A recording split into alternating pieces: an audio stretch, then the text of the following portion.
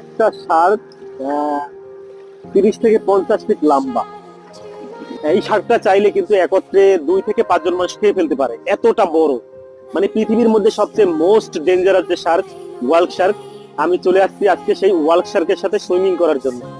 আমি এই মুহূর্তে অবস্থান করতেছি, এটা হচ্ছে ফিলিপাইনের রাজধানী ম্যানিলা থেকে প্রায় 1600 কিলোমিটার দূরে ওসলোবে। আর ওসলো হচ্ছে পৃথিবীর মধ্যে সবচেয়ে বিখ্যাত ওয়াল্ক শার্কের জন্য।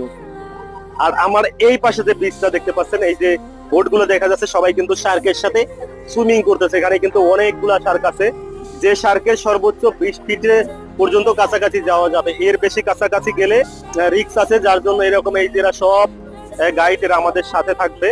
আমি এখন এই শার্কের সাথে সুইমিং করার জন্য নামবো। তো আপনারা সাথে থাকুন, দেখতে থাকুন এবং সম্পূর্ণ ভিডিওটা দেখার জন্য আমার ইউটিউব চ্যানেলের পাশে থাকুন। Say hi.